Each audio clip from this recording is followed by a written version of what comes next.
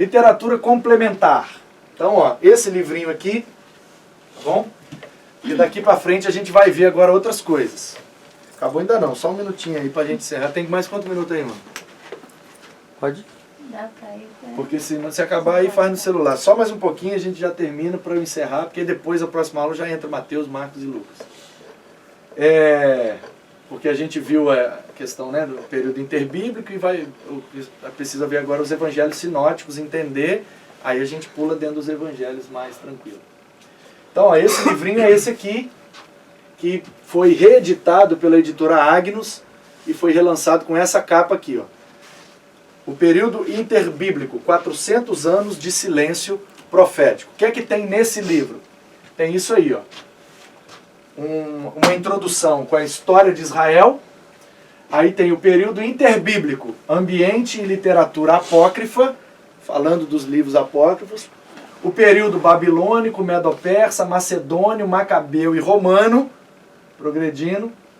Suplementares, aí fala, ó, dos escribas, dos fariseus, dos saduceus, dos essênios, herodianos, zelote, publicano, samaritano, templo, sinagoga, sinédrio, filosofia judaico-alexandrina, teologia rabínica, Deus prepara o mundo para o advento de Cristo e apêndices.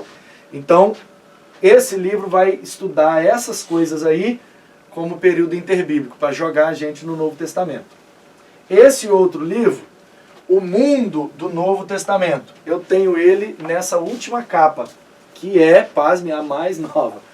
A primeira capa era assim, depois virou assim e por último ficou assim. Eu tenho esse aqui do H.E. Dana, é da Juerp esse livro, O Mundo do Novo Testamento. A Juerp era a junta, né, de revistas e publicações batistas, que fechou, acabou, agora nós temos uma editora chamada Convicção, que está de maneira muito modesta, começando a lançar alguns livros e tal, mas está bem devagar ainda. A Juerp era enorme, tinha muito livro, muita coisa, mas nós perdemos. Então, o que é que esse livro ensina? Ó, o ambiente do Novo Testamento, aquelas questões que nós vimos, de cultura, de tal. Aí vem a primeira parte do judaísmo, a terra, a literatura, origem e desenvolvimento, o judaísmo sob o domínio romano, a religião e o estado da sociedade judaica. Aí depois, segunda parte, o helenismo, governo romano, a cultura grega, sociedade greco-romana e a religião greco-oriental. Como é que os gregos da parte oriental faziam a religião? Então, o mundo do Novo Testamento. Estudando isso daqui, te joga lá dentro. Aí vem esse outro. Examinai as Escrituras. Período interbíblico e os Evangelhos. A primeira capa era assim e foi relançado assim. Ele é Vida Nova. J. Sidlow Baxter. Esse cara é fera. Ele faz, ó, período intertestamentário com 4 lições. Aqueles 400 anos, o que aconteceu? Aí o Novo e o Velho Testamento, diferença, né, de um para o outro. O Novo Testamento como um todo, os 4 evangelhos. Aí vem Mateus, Marcos, Lucas e João. Então ele sai do Antigo Testamento, dá o salto e pula dentro dos evangelhos. É um livro de introdução, muito bom também. Aí tem esse, da editora Sinodal, os caras lá do sul, uns alemães, eles são luteranos. Ele era assim e agora ele ficou assim, ó. A formação do Novo Testamento. É um livro pequeno, mas ele trata de um assunto muito legal. Que é a questão da formação do cânon. Como é que o Novo Testamento foi formado em termos de texto. Por que tirou uma coisa e botou e tal. É bem legal. A Bíblia estava certa. Novas luzes sobre o Novo Testamento. Esse livro aqui, ele é de uma editora, eu acho que é secular essa editora, Livros que Constroem, nunca ouvi falar, mas ele é interessante, ele é uma leitura assim, diferente.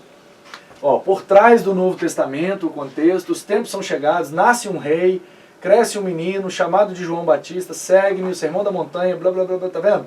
É como se ele resumisse os 4 evangelhos nas principais passagens, até o final, entendeu? Ele vai lá do contexto até o nascimento, do nascimento de Jesus até, tá vendo? Apocalipse. Então é como se fosse um resumão. do Novo Testamento. Estudos introdutórios aos evangelhos sinóticos. Aí é esse aqui, do Osmundo, isso aqui também é Juerp. Ele trata só dos sinóticos, Mateus, Marcos e Lucas. Então, ó, Jesus na literatura acanônica, ou seja, os escritos que não estão no Novo Testamento. Como é que Jesus é descrito lá? Então ele analisa na história, na crítica, testemunho histórico extra-bíblico, Talmud do Flávio Josefo, que é um historiador que escreve a história dos hebreus. Na literatura latina, Tácito, Plínio, Suetônio, a credibilidade dos evangelhos, metodologia de estudo crítico nos sinóticos, estudos críticos dos evangelhos, a crítica dos liberais, que não é palavra de Deus, que não é Bíblia, aí vem os evangelhos. A crítica das fontes, qual é a fonte do Novo Testamento, Evangelho de Marcos, fonte Q, papapá. Ele explica tudo, a crítica formal, histórica. Aí vem estudos críticos, processo, análise estrutural, considerações. Aí Mateus, Marcos e Lucas. E depois problemas de cronologia, ó, confusão de calendário, mudança de calendário, o erro do Dionísio, que é negócio do ano 0 para o ano 6. Ele explica tudinho. Aí o esboço do ministério que Jesus fez na Judéia, na Galiléia, na Pérea, os detalhes e tal. É bem legal esse livro. Os milagres, o Sermão da Montanha, uma explicação fantástica, as interpretações diferentes desse sermão e tal. Aí tem esse, Merece Confiança o Novo Testamento? Essa capa é a mais antiga, é a que eu tenho, depois ficou assim, e hoje em dia, se você for comprar, ele está com essa capa aí. Então esse livro trata do quê? A importância do Novo Testamento, em termos gerais, mesmo que não seja a palavra de Deus, mesmo que não seja sagrado, esse livro tem uma importância na história da humanidade. Os documentos neotestamentários, a questão da data, das comprovações, o cânon neotestamentário, por que ficou só com esses 27 livros. Aí ele começa, os evangelhos, os milagres, a importância da evidência paulina, os escritos de Lucas, mais evidências arqueológicas, evidência nos escritos judaicos antigos e a evidência dos escritos não judeus da antiguidade. Então ele pega várias questões arqueológicas, merece confiança? A pergunta aí é o seguinte, esse Novo Testamento é verdadeiro mesmo? Dá para dar crédito para isso aí? Então ele vai argumentar que sim.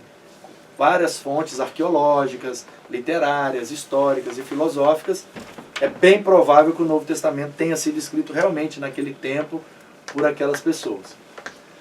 Aí a harmonia dos evangelhos, porque quando a gente vai estudando os evangelhos, tem umas partes que conflitam uma com a outra. Como é que a gente harmoniza? Num evangelho de Jesus estava saindo de Jericó, aí no outro diz, ele estava entrando em Jericó, e agora? Como é que você harmoniza isso? Então esse livro trata só disso. É muito bom. Eu vou passar algumas coisas para vocês. Então, as partes de harmonia dos evangelhos e alguns apêndices, a questão da genealogia e tal, a lista dos apóstolos, Sermão do Monte, é muito bom esse livro. Então poderíamos ver aqui a questão do cânon do Novo Testamento e uma introdução à vida e ao ministério de Jesus, que é a proposta do Gundry. Quando o Gundry termina aquela primeira parte que nós terminamos, ele entra nesse outro capítulo, questão do cânon da vida e do ministério de Jesus. Mas eu não vou mexer com isso agora, porque deixaremos para bibliologia e cristologia. A gente vai estudar a Bíblia, doutrina da Bíblia, aí a gente vai ver o cânon. Doutrina de Cristo, aí a gente vai ver a vida e o ministério dele. Então, o que são os evangelhos sinóticos? Sin vem do grego, né? Junto, juntamente, e óptico é ver, né? Então, literalmente é ver junto, no mesmo ponto de vista. Essa é a ideia. Então, Mateus, Marcos e Lucas são os evangelhos sinóticos. Por que Marcos está diferenciado ali? Porque existe grande probabilidade dele ter sido o primeiro e ter sido usado como fonte para os outros dois. Então, o estudioso da vida de Jesus precisa examinar, antes de tudo, as fontes primárias, os evangelhos canônicos. De imediato, tem de defrontar-se com um problema sinótico. Por que os três primeiros evangelhos são tão parecidos entre si? Uma das respostas é a teoria da tradição oral, que diz que a semelhança se deve a uma rápida cristalização da tradição em forma oral. O povo foi contando as histórias e aí ficou todo mundo falando igual e escrever igual, porque todo mundo contava as mesmas histórias, ficou por isso mesmo. A maior parte dos eruditos modernos duvida de que a transmissão meramente verbal pudesse ter retido tantas e tão minuciosas similaridades verbais como aquelas que existem nos evangelhos sinóticos. Não é possível que o povo foi contando as histórias e ficou tão igual, que a gente sabe que você fala um negócio aqui, vai falando, daqui a pouco vira outra coisa. Cada um tem uma versão diferente, né, mano? Então o pessoal fica assim, peraí, esse negócio está muito parecido. Tem uma ou outra divergência mínimas. Se você considerar a quantidade de detalhes que bate, um ou outro detalhe, se ele estava entrando ou saindo de Jericó, meu irmão, isso aí não faz diferença nenhuma. Se era o cego ou se era o dois cegos. Entendeu? Então os caras dizem assim, não, os detalhes são muitos e não é possível que o pessoal guardou isso na memória. Alguém escreveu isso, que serviu como fonte para os outros. Então, liderados pelo W.R. Farmer, reviram a hipótese de um alemão, que é Griesbach, ou Griesbach, não sei como é que pronuncia alemão. De acordo com ele, Mateus foi o primeiro a escrever. Lucas utilizou de Mateus e Marcos combinou condensadamente os dois. A maioria não vê problemas, mas o fato de Lucas transtornar a ordem dos ensinos de Jesus presentes em Mateus e mudar em detalhes certos textos, não encontra explicação suficiente dentro dessa teoria. Então, a hipótese de Griesbach é essa. Mateus foi o primeiro, mas ela não se sustenta muito por causa das divergências entre Lucas e Mateus. É muito pouco provável, olhando Lucas, que ele usou Mateus como fonte. Então, caiu. Prioridade de Marcos e a teoria da fonte que. O que é que significa? Solução mais usual é a hipótese Marcos ou que. O que é que significa? Que Mateus e Lucas teriam estribado a maior parte de sua narrativa sobre Marcos. Então, Mateus e Lucas usaram Marcos como fonte, tendo extraído quase todas as declarações ou ensinamentos de Jesus de um documento designado que vem de Quelle, que significa fonte em alemão. Então esses estudos começaram na Alemanha. Os caras, rapaz, esse negócio aqui, quem escreveu primeiro? Naquela época lá, século XVIII.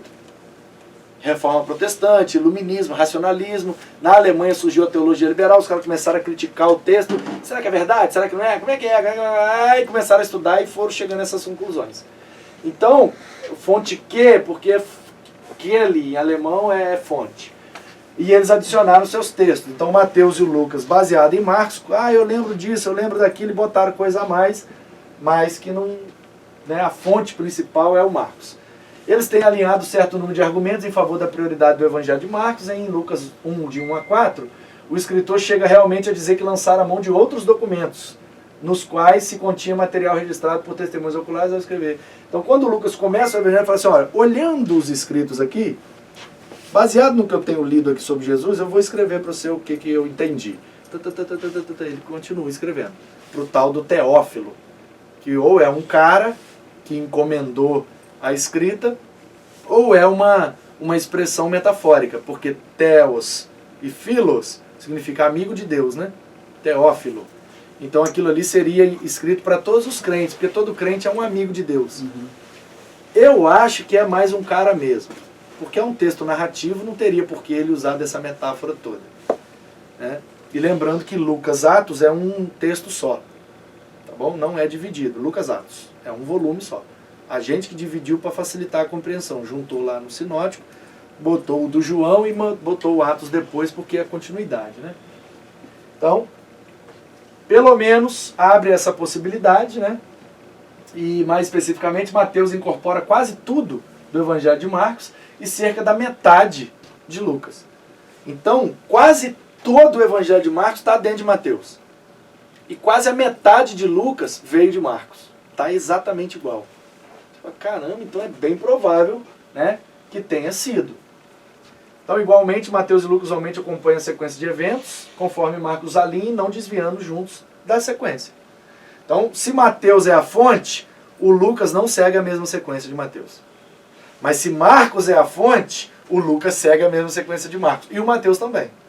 Você fala, opa. Então, em outras palavras, parece que Marcos é a âncora que impede Mateus e Lucas de se desviarem em demasia dos acontecimentos. Diferenças ocasionais, dependendo da sequência, por motivos tópicos, algumas vezes passam para o segundo plano e questões cronológicas da mente. Então, às vezes, o cara erra o tempo, estava entrando ou estava saindo da cidade, era um ou era dois cego, entendeu? Esse tipo de informação muito detalhista, às vezes, diverge. Mas isso é ínfimo diante da grande narrativa, que é exatamente igual. Frequentemente, parece que Mateus e Lucas modificaram o fraseado de Marcos a fim de aclarar o sentido. Por exemplo, se você comparar Marcos 2,15 com Lucas 5,22, o Lucas dá um ar mais... Por quê? Porque o Lucas é médico. Então ele vai escrever a mesma coisa que o Marcos, só que ele usa palavras mais rebuscadas. Certo? Então, a respeito da casa, né, onde teve aquele banquete lá. Então, lê aí. Alguém lê Marcos 2,15 e o outro lê Lucas 5. Quem achou primeiro vai lendo. Lucas 5:29. Fez-lhe Davi um grande banquete em sua casa. Havia ali uma multidão de cobradores de impostos e outros que estavam com eles à mesa. Fez-lhe Levi um grande banquete em sua casa. Havia ali uma multidão de cobradores de impostos. Levi, certo? Isso. Agora o Marcos. Mais tarde, Jesus estava jantando. Levi se levantou e foi com ele. Mais tarde, Jesus estava jantando na casa de Levi. Junto com Jesus e seus discípulos estavam muitos cobradores de impostos e outras pessoas de má fama que o seguiam. Vocês não leram o mesmo, não? Os dois leram Lucas ou leram Marcos? Eu li Lucas. Eu li Lucas também. Ah, perdão. É Marcos 2,15. Perdão. Eu li Marcos. Eu estava em Lucas, você leu Lucas. Eu li Eu Marcos. li Lucas. Você... Eu li Marcos. então, tá isso mesmo, tá certo. Eu li Marcos. Então, Mas Marcos. vamos conferir. Mais tarde, Jesus estava jantando na casa de Levi. Junto com Jesus e seus discípulos estavam muitos cobradores de impostos e outras pessoas de má fama que o seguiam. Marcos. Estando Jesus à mesa, em casa de Levi, estavam também ali reclinados, certo? Aí, ó, Marcos 2,15. Agora Lucas 5,29. Lucas 5,29. Deu-lhe então Levi um lauto banquete em sua casa, e havia ali grande número de publicanos, certo? Certo. Então, Marcos e Lucas estão concordando. Sim. Certo? Então, vamos agora para Mateus 9.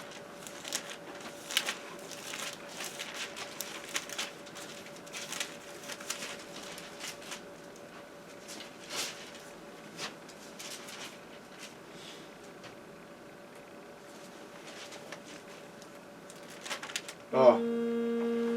Partindo Jesus dali, Mateus capítulo 9, versículo 9. Viu sentado na coletoria um homem chamado Mateus, e disse, segue-me. Ele levantou e seguiu. Estando ele à mesa em casa, eis que chegaram muitos publicanos pecadores, que na mesa dos seus discípulos. Os fariseus, vendo isso, perguntaram aos seus discípulos, por que como o vosso mestre come pecadores? Jesus, porém, tal. Então, o Marcos e o Lucas foi na casa do Levi. Aqui diz, partindo Jesus dali, viu sentado na coletoria um homem chamado Mateus. E disse, segue-me. Levantando, seguiu. Estando ele à mesa em casa, chegaram os publicanos. Aí os caras falam, opa. Levi é um cara, Mateus é outro. Aí como é que a gente faz, como diz o Benção aqui, ó, a harmonia dos evangelhos? É o mesmo cara. O Simão não era chamado de Pedro? O Levi foi chamado de Mateus. É o mesmo cara. Porque tem passagem que chama Pedro de Simão, tem passagem que chama Pedro de Pedro. São caras diferentes? Como é que faz a harmonia? É o mesmo cara. Porque Jesus dava, entre aspas, né, apelidos para os seus discípulos. Chamava de um jeito peculiar que não era, às vezes, necessariamente o nome. Chamava de Boanerges, né, o João, o Tiago. Então ele foi dando outros nomes. Então é o mesmo cara.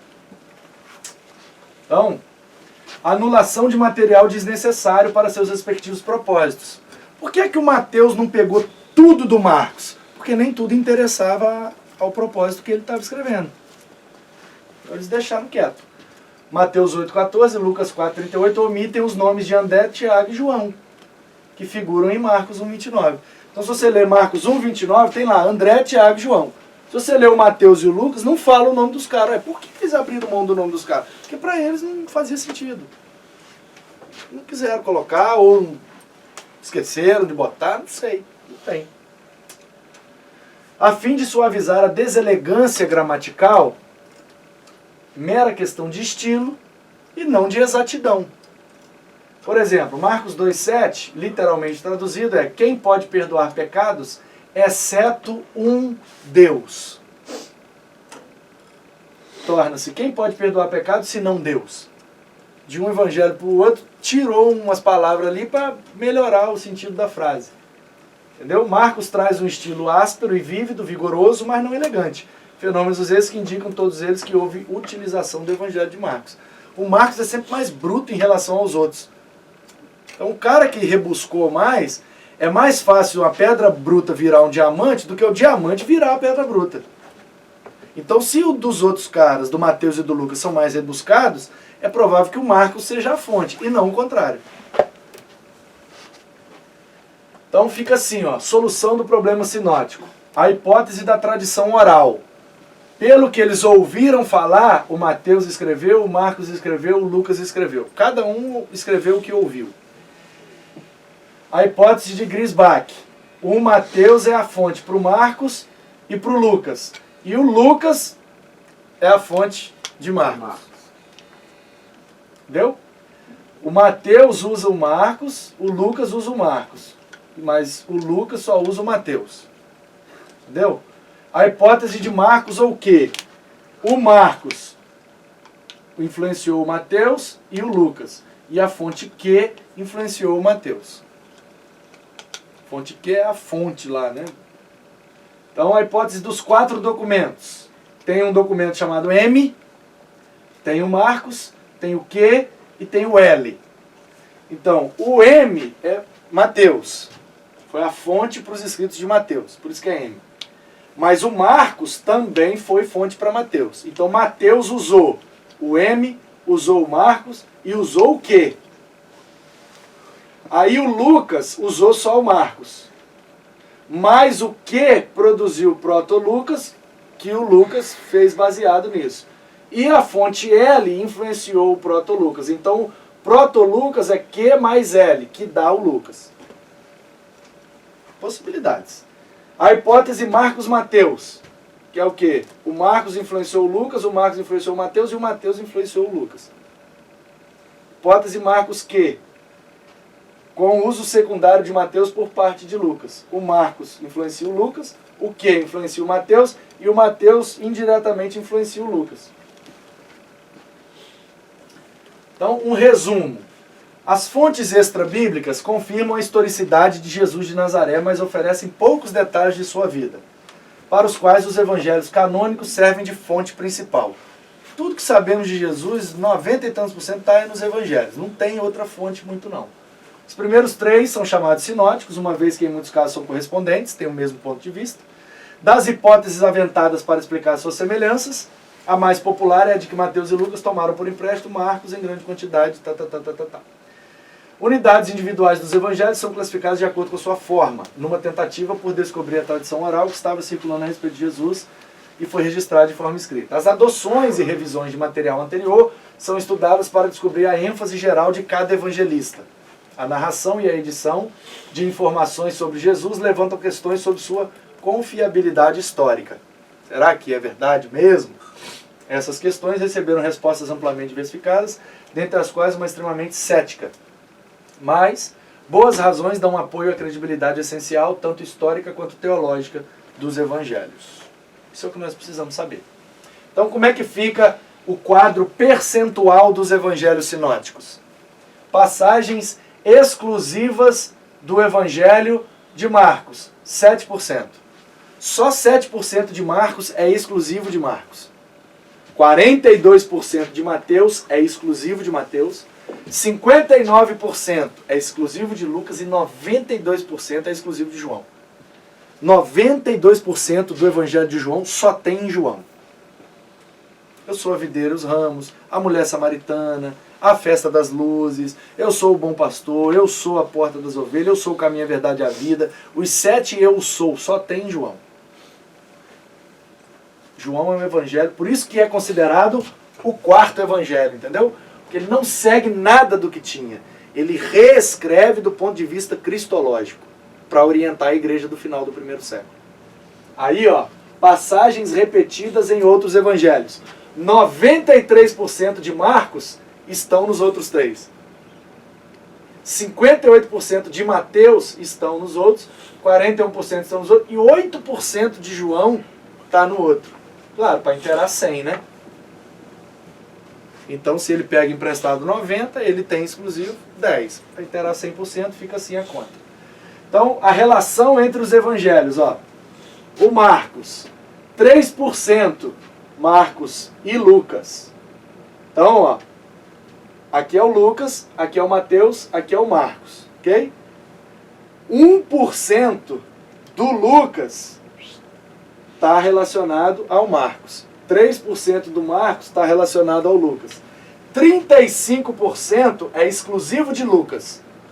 23% é a tradição dupla, porque é praticamente a mesma porção de Marcos e de Lucas e de Mateus.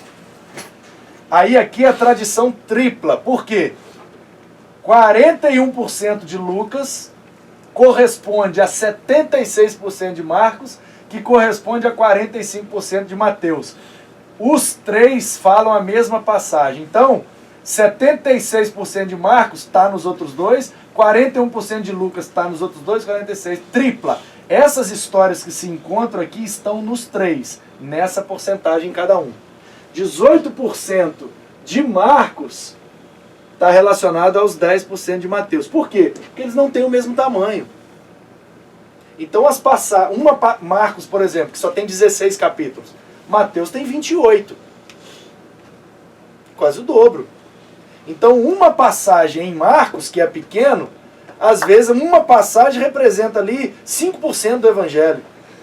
Aquela mesma passagem em Mateus representa 1% só, que é muito maior. Por isso que diverge as porcentagens, entendeu? Então ficaria assim, ó, com relação à revelação de Jesus. Como é que Jesus se revela nos Evangelhos? Em Mateus, aos judeus, ele é mostrado como o Messias e o Rei. Por isso que começa com a genealogia, para mostrar que ele é descendente de Abraão, passando por Davi, então ele é o Messias, ele é o Rei de Israel. A figura revelada em Mateus é o leão. Porque lá em Ezequiel e também em Apocalipse existem 4 seres viventes. Um leão, um boi, um homem e uma águia. Então Jesus se revela como leão, o rei dos judeus. Marcos escreve aos romanos. Então ele revela como o homem. É o filho do homem. Entendeu? É o boi. É o servo. É o trabalhador. O servo de Deus que trabalha, que cura, expulsa demônio, blá, blá, blá, porque ele é o homem. O filho do homem. Lucas aos gentios, principalmente aos gregos. Aí Jesus já é o conquistador, poderoso, e trabalha também, mas ele é um homem. Aí a figura revelada é homem. Por quê? Porque o grego dá muito valor ao ser humano. O homem, anthropos, conhecimento humano. E João escreve à igreja, os crentes, e Jesus é a verdade, o Logos, é Deus, por isso que é a águia. Então em Marcos, em Lucas, a humanidade de Cristo, em João, a divindade de Cristo. É assim que se revela. Então ficaria assim, ó. Mateus, escrito mais ou menos em 60 depois de Cristo, se ele usou Marcos como fonte. Jesus é o rei dos judeus, a ênfase está nos sermões de Jesus e a característica de Mateus é profética. Por isso que o sermão profético está ali. Marcos escreveu primeiro, a figura é o servo, escreve aos romanos, a ênfase nos milagres e a característica é prática. O que é que Jesus fez? O que ele falou não importa muito, importa o que ele fez. E ele fez isso, fez aquilo, fez aquilo, fez aquilo, fez aquilo.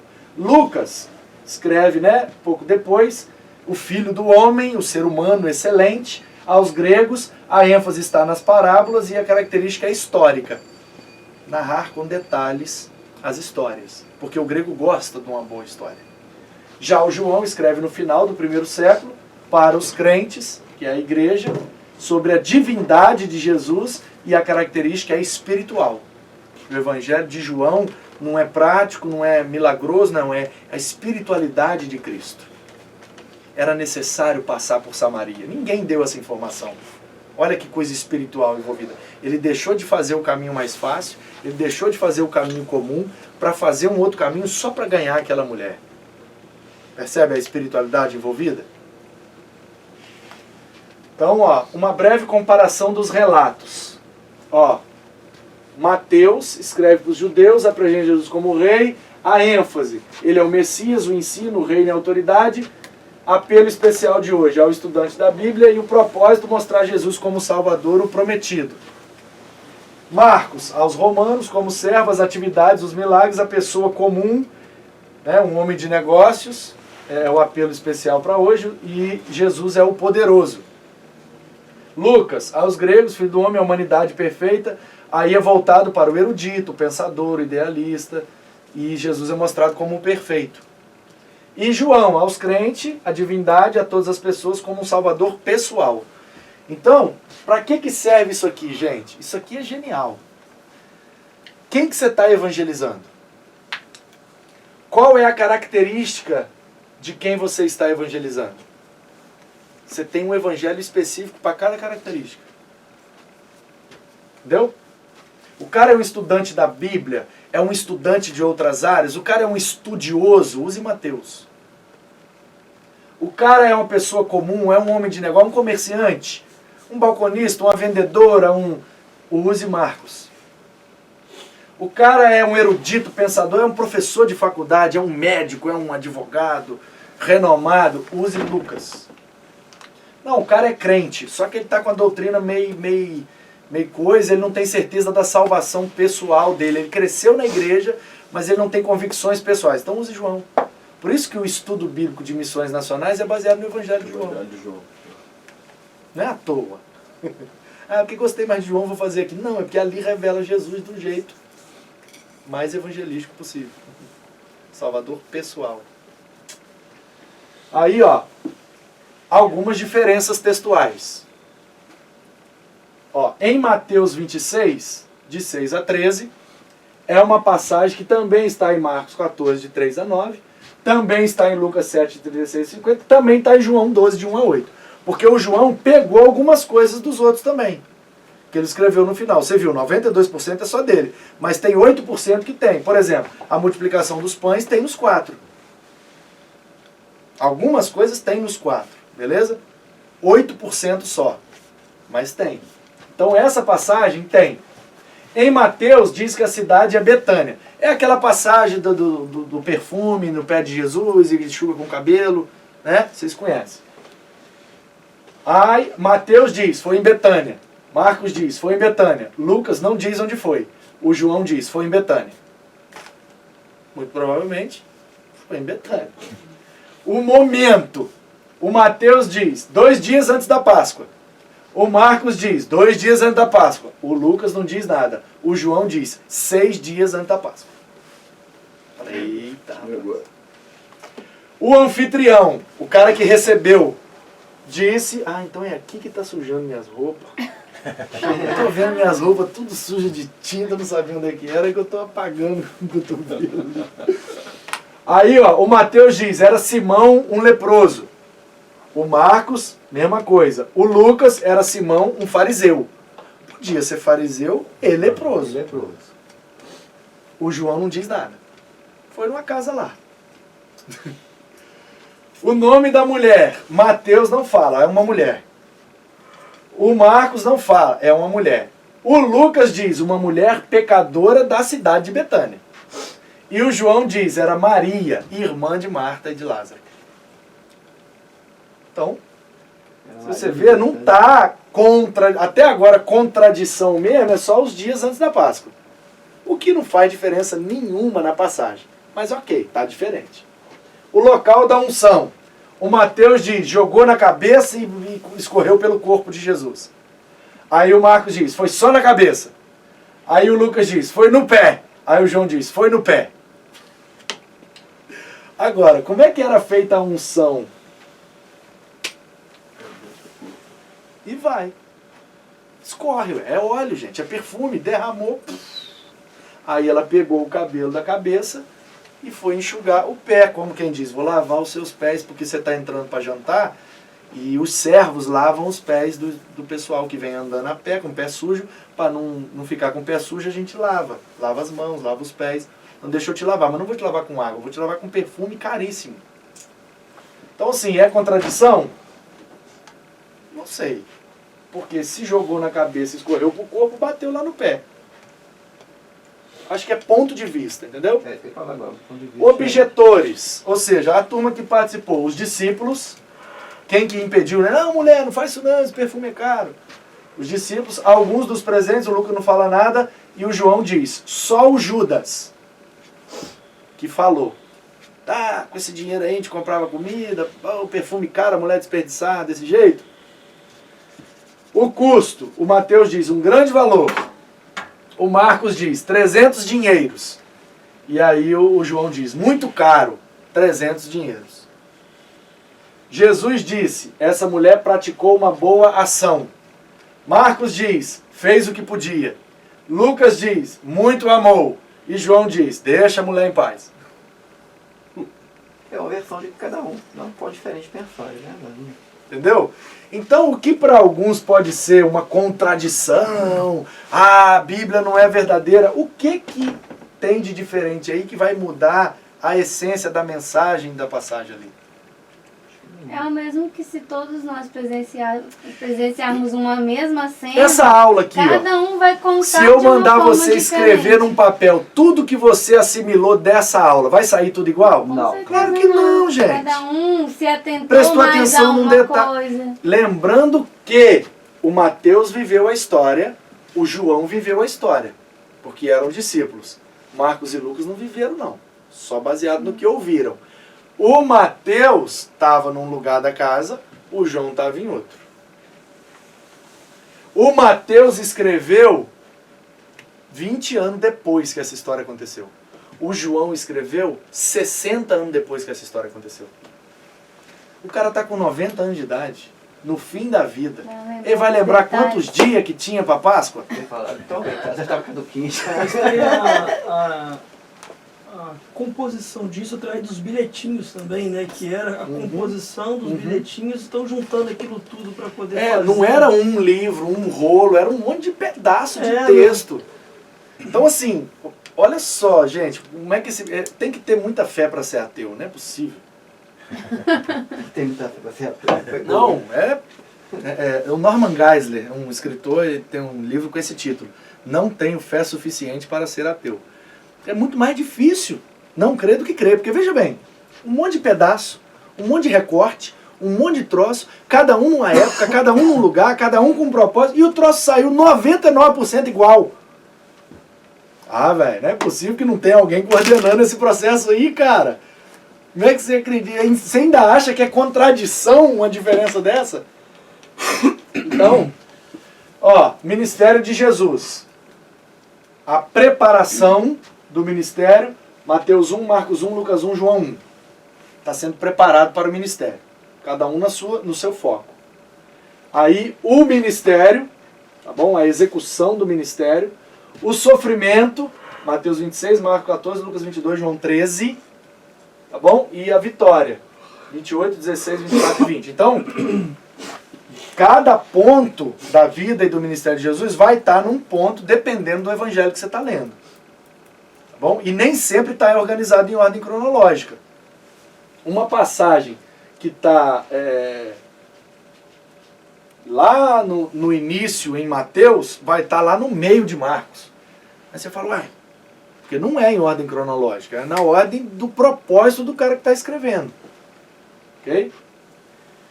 Então, ó, os sinóticos em relação ao Evangelho de João. Qual é a principal diferença? Os sinóticos estão preocupados com o ministério de Jesus no norte.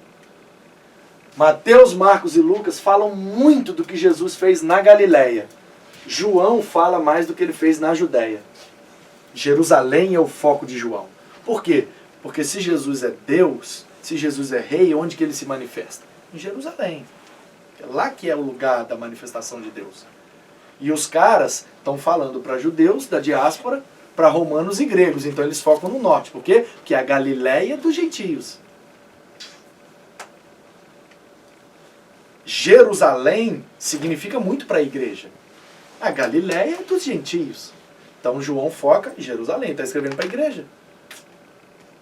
Entendeu? Então, aí você vê uma música, Jerusalém, Jerusalém. É o cara na perspectiva joanina. Aí você vê uma música, Galileu, Jesus, a perspectiva sinótica. Qual é o propósito de quem está escrevendo cada uma das músicas? Isso aqui é para a igreja, isso aqui é para gentio. Jerusalém é música de crente. Galileu é música para evangelizar. O ministério da Galileia é evangelístico, o ministério da Judéia é espiritual. É para quem já é crente, entendeu? Os sinóticos, muita ênfase no reino. O reino de Deus, o reino é como uma semente, o reino é como não sei o que, o reino. Aí o João não tem nada de reino, é Jesus e ponto. Foco no rei, não no reino, entendeu? Jesus nos sinóticos, como filho de Davi, filho do homem. E aqui, não, ele é o filho de Deus. É o filho de Deus. No princípio era o verbo estava com Deus, o verbo era Deus. Eis o Cordeiro de Deus que tira o pecado do mundo. João. Entendeu? Convém que ele cresça, que eu diminua. João, que ele cresça, não é que o reino cresça. Uma perspectiva bem pessoal de Jesus. Lá nos outros três não, é mais amplo com relação ao reino. Expectativas e referências ao início da igreja. Aqui o evangelho da igreja em amadurecimento. Então aqui, como é escrito mais lá para o ano 50 e pouco, 60, a igreja está bem ali no iniciozinho. Aqui não, a igreja já está caminhando para o final do primeiro século, já está amadurecida, cheia de heresia, já tem que dar uma chacoalhada. Aqui foca na história terrena de Jesus. Aqui no significado celestial. Eu sou a videira e vocês são os ramos.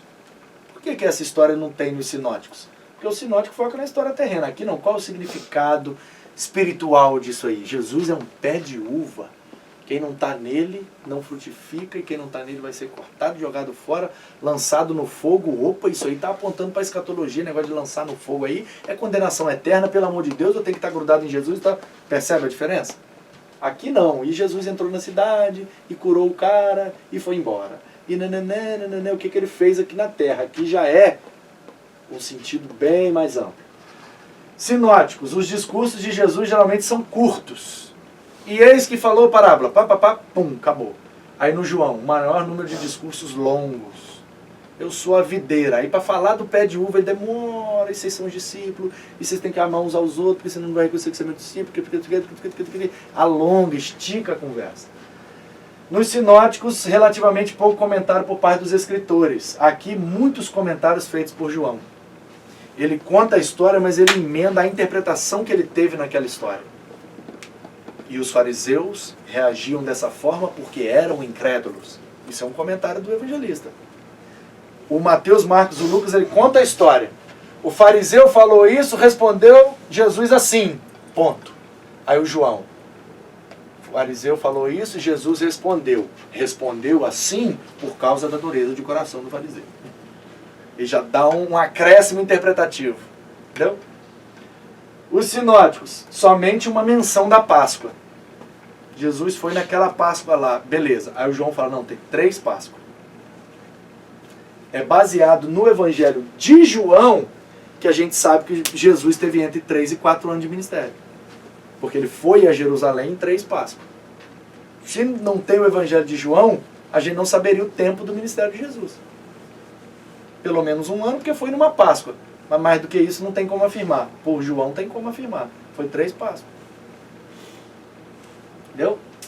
Então a comparação, ó, os sinóticos fala para os crentes, João fala, aliás, sinótico para os descrentes e João para os crentes. Aqui da Galileia, ali da Judéia. A vida pública, aqui a vida particular e privada. O que é que Jesus fez para todo mundo ver? Aqui não, só nós que ouvimos. Esse negócio de videira aí foi só nós. Esse negócio da mulher samaritana, é necessário passar em Samaria? Só nós que vimos. A gente estava viajando com ele para Galileia e aconteceu. Uma coisa bem mais íntima, bem menor. Entendeu? No Evangelho de João não tem multidões. Só a primeira e a segunda multiplicação que tem muita gente e Jesus multiplica. Não sei qual é o objetivo de João, mas ele quis pegar esse negócio aí e colocar também. É a única coisa pública que Jesus fez em João é a multiplicação dos pães e peixes. O resto é tudo coisa íntima, particular. E estando Jesus com os seus discípulos, estando Jesus com o fulano e ciclano, estando Jesus só com a Beltrana, entendeu? Muito mais intimista. E transmite a vida humana de Jesus, o sinótico João, a vida divina. Então fica aí a referência, depois vocês dão uma olhada lá, as perícopes, tá bom? As passagens aqui, em Mateus, Marcos, Lucas e João, como é que estão em cada um. Então essas aqui, ó, a pregação de João Batista, o batismo, Jesus vai para Galileia, os 5.000 alimentar, a primeira multiplicação, a entrada de Jesus em Jerusalém, a entrada triunfal. Então, os pontos... Antigamente tinha um devocional, o Salmo deve lembrar, quem é crente aqui há mais tempo, chamava Pontos Salientes. Muito bom. Lembra desse devocional? Pontos salientes. O cara pegava um texto e ressaltava os pontos, né, salientes naquele texto para a nossa devocional. Isso aqui são os pontos salientes dos evangelhos, que tem nos 4, e se tem nos 4, é porque então são os pontos principais do evangelho. Mateus, Marcos, Lucas e João são chamados de evangelistas, entre aspas, porque registraram o evangelho de Jesus. Só Jesus tem um evangelho para nós nesse sentido. Notem bem, nesse sentido é equivocado dizer evangelho de Mateus, evangelho de Marcos, evangelho de Lucas. Por quê? Porque o evangelho é de Jesus. Então eu faço questão, não sei quem já me ouviu pregar um texto do evangelho, eu faço questão de frisar. Vamos abrir no evangelho de Jesus, segundo escreveu Mateus. Por que eu falo isso? Para deixar bem claro que aquele conteúdo ali não é do Mateus. O Mateus registrou, mas aquele conteúdo é de Jesus. O foco ali é Jesus, não é Mateus.